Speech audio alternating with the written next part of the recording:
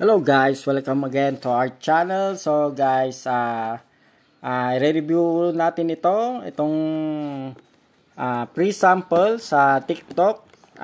Nagbigay po nitong shop is Simon Francis Kaina. So maraming salamat po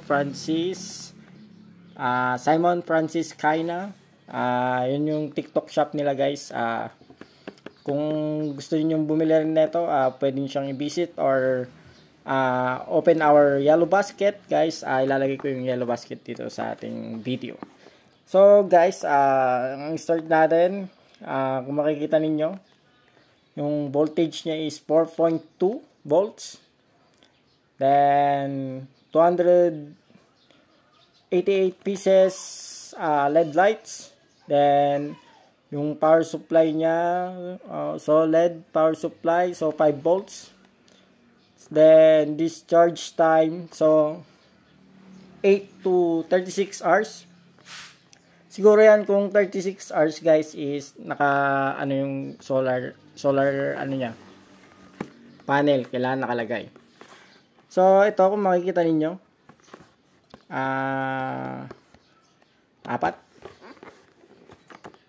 apat yung ilaw niyan. So, yung square. Then, open na natin.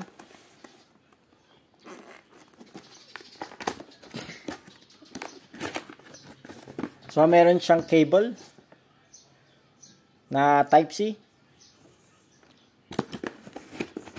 So, ilalabas na natin. So, ito yung power indicator, switch, then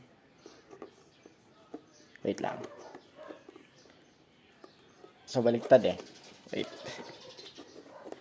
output, input. So itatry natin guys yung charger nya, input. Okay, so tingnan natin kung gumagana yung kanyang inputs. So ayan, gumagana naman guys. Umiilaw siya. So full charge pa siya kasi full bar. So ayan. Then itatry din natin itong kanyang output. So 5 volts yata itong output niya So itatry natin.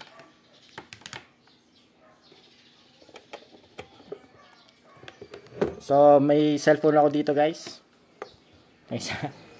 Check natin kung gumagana. So, gumagana nga. Yan. So, connected siya dito. Yan. Connected siya. So, pwede mo rin siyang gamitin pang power bank. Guys. Makikita ninyo, 44%. So, yon. Yung output, maganda rin siya. Pwede siyang pang-charge ng cellphone. 5 volts. Then, meron din yung input. Pwede mo siyang i-charge sa inyong bahay.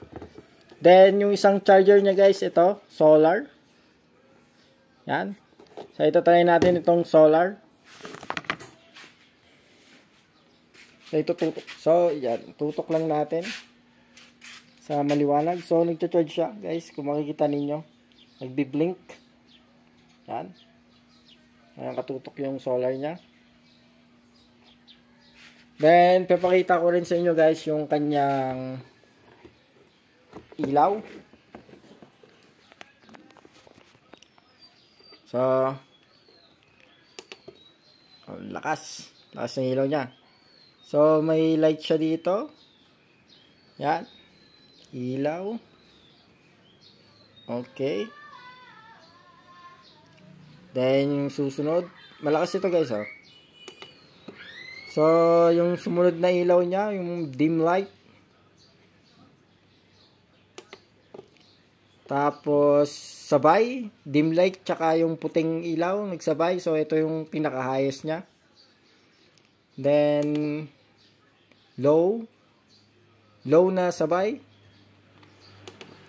Tapos, meron din siya yung parang sa checkpoint. Ito. Kung may nangyaring aksidente, pwede mong rin pala siyang gamitin. And yun na.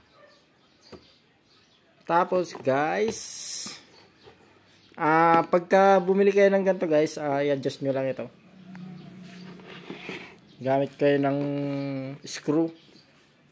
Yan, then isagad nyo itong space. Kasi kanina may space siya dito. So, yun lang po. Maraming salamat po sa nanonood. God bless.